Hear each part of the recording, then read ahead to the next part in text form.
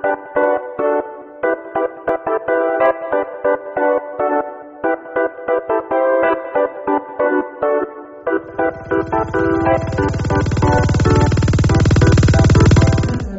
유성산부와 치과센터 김영구 원장님 모시겠습니다. 박수 부탁드립니다.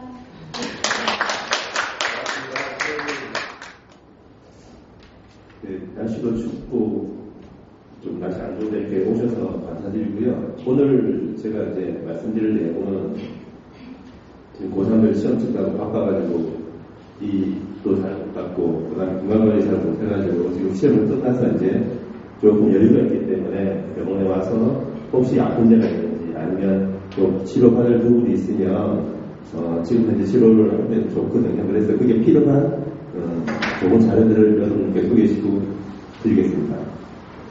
네. 첫 번째 보면 치과치료 종류를 이렇게 크게 나눠보면요. 보존치료가 있고, 네, 보존치료가 있고, 보존치료가 외과치료가 있는데요.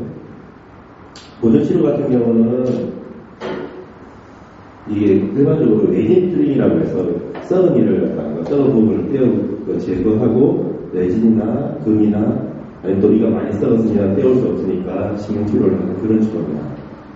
첫 번째 레진 그 치료를 살펴보게 되면 여기 보시는 것처럼 치아가 이렇게 조금씩 이렇게 썩어 있어요. 이게 지금 고3들이나 고등학생들 같은 경우는 공부한다고 스트레스 많이 받고 그에 따라서 단거 사탕이나 이런 단음식을 많이 먹기 때문에 이렇게 썩은 게 굉장히 많습니다.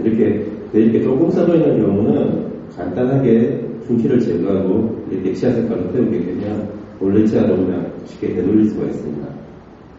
근데 이거보다 이렇게 보시는 것처럼 이제 이렇게 많이 썩어진 경우가 있겠죠. 이런 경우는 내진으로 떼우게 되면은 내진이 탈락이 되기도 하고 파열될 가능성이 있기 때문에 내진보다 조금 더 견고한 금을 이렇게 떼우게 됩니다. 물론 이것도 여기보다 더 썩어서 지금까지 가버린 경우에는 이렇게 이제 뿌리 끝쪽에 염증이 생기게 됩니다. 이 염증이 생긴 경우에는 신경치료를 하고 이쪽에 이제 일단 깨끗하게 염증을 제거한 다음에 충분히 이 염증이 제거돼서 이게 곪아서 염증이 뼈가 없던 부위가 뼈가 차게 되면 최종적으로 위에 이제 이를 만들어주게 됩니다. 다음으로 보철치료인데요. 보철치료가 제 전공 분야입니다. 그러니까 주로 우리가 많이 이야기하는 금리, 사기, 그다음에 완전 사기, 그다음에 라미네이트, 트리 같은 것도 있는데 수험생이라서 여기까지는 건 뺐고요. 젊은 사람들이 할 수 있는 치료로 주로 내용을 담았습니다. 첫 번째 골드프라고 살펴보게 되면요. 이렇게 충치가 전에 암말고로 떼었는데 충치가 심해서 이런 경우는 제거하게 되면 떼오게 되면 이가 파절될 가능성이 있거든요. 그러니까 어쩔 수 없이 이런 경우는 전체적으로 구식을 깨끗하게 제거하고 다음에 치아를 갈아서 비료로 씌워서 수분을 하게 됩니다. 그 다음에 이런 경우는 지금 이제 친구들하고 여러 가지 이유로 술 먹다가 한 대 맞아가지고 이가 부러져가지고 신경치료를 하고 이가 너무 많이 부러져가지고 이렇게 국물 기둥을 세운 다음에 옛날에 사기 같은 경우는 안에 근이 들어가고 그 바깥쪽에 사기를 입혀서 만들었을 때 여기서 이제 PFG 크라운이라고 하는데 이렇게 이가 이렇게 많이 저희들이 상처가 나서 이런 경우는 살결랑 상처가 많기 때문에 이렇게 PFG 크라운을 하더라도 굉장히 심리적이고 괜찮게 수급이 됩니다. 그렇지만 이렇게 이제 보시는 것처럼 치아가 멀쩡해 보이는데 그게 아니고 이가 뾰족합니다. 정상적인 치아가 아니죠. 근데 이런 경우는 저희들이 이제 이를 깎아서 이를 만들어줘야 되는데 삭제를 많이 할 수가 없어요. 왜냐하면 삭제를 하게 되면 많이 삭제를 하게 되면 신경치료도 해야 되고 신경치료를 하게 되면 치아 숨을 자체가 짧아지기 때문에 올세라니크라운이라고 치아 삭제를 좀 최소화해서 안에 금이 들어가지 않고 완전 살균로만 이를 만들어서 치아를 이렇게 수급하게 되면 다시 이쁘게 치아를 만들어줄 수가 있습니다. 그 다음에 치아 스매싱인데요. 이게 이제 라미네이트라고 좀 들어보셨을 거예요. 지금 여기 보면은 가운데 치아가 붙어야 되는데 여러 가지 이유로 치아가 떠 있거든요. 근데 이런 경우도 마찬가지로 치과에서는 가급적이면 치아를 깎지 않고 있는 상태에서 간단히 수업하는 게 원칙이기 때문에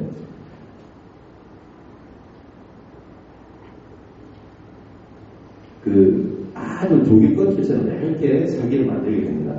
이것을 양쪽에 붙여서 붙이게 되면 치아를 삭삭하지도 않고 그다음 깨끗하게 치아가 벌어진 틈을 메꿔서 심미적으로 수급을 할 수가 있습니다. 이게 좀 나이가 드신 분인데요. 이게 보면 치아 형태도 양쪽에 축혈치가 이상하고 치아 공간도 있고, 네, 이런 경우 지금 가장 좋은 방법은 사실 교정을 하는 건데, 나이 드신 분 같은 경우 교정을 하게 되면 치금 흡수도 되고, 그 다음에 잇몸 밑에 축대가 여러 가지 위험이 있기 때문에 저희들이 라미네이트 종류가 아까처럼 바깥쪽에만 떼어놓는 방법도 있지만 치아 앞면만 살짝 갈아내가지고 이렇게 조이껍질 쪽에 이렇게 얇게 만들어서요, 옆쪽이랑 해서 이렇게 심리적으로 수급을 할 수도 있습니다. 이런 경우는 교정치료보다 치료비용 자체는 싸진 않지만 치료기간이 한 2, 3주는 끝나기 때문에 그런 면에서는 굉장히 효과적으로 볼 수 있습니다.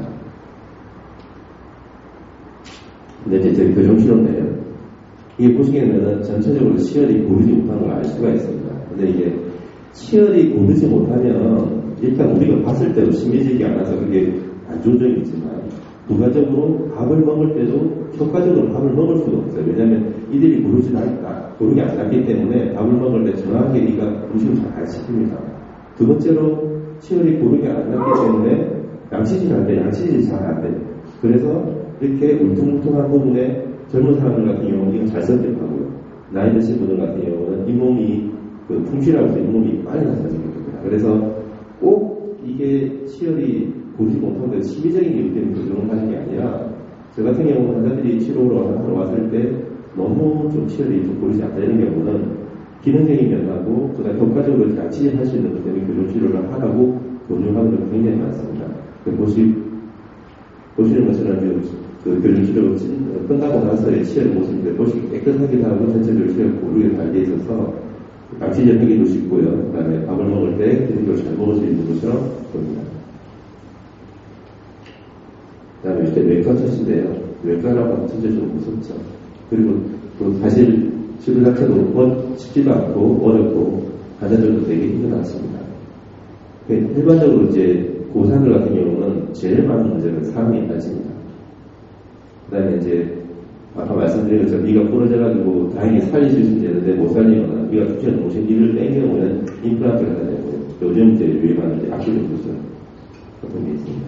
첫 번째, 상이 같이 보게 되면 이렇게 보신 것처럼 이가 정상적으로 아니고 되게 이렇게 누워가 있는 경우, 해발이 이렇게. 그래서 여기 사이에 음식물이 끼어가지고 이렇게 충치가 생기는데, 사람이는 충치가 생기면 빼면은 사실 그걸 끝났는데, 문제는 그 앞에 어금니 같은 걸 썩게 되면은 우리가 밥 먹는 면 쪽에서 썩는 게 아니고 뿌리 쪽에 생기기 때문에 이렇게 좀 위쪽에만 살짝 썩으면 괜찮지만 뿌리 쪽에서 깊이 썩어버리면은 그때는 이를 살리지 못하고 빼야 되는 경우가 많기 때문에 반드시 자녀분에서 한번 병원에 데려가서 확인하셔가지고요. 사람이 이렇게 나 있고 뒤쪽에 음식물이 끼어있다고 그러면은 빼시는 게 좋습니다.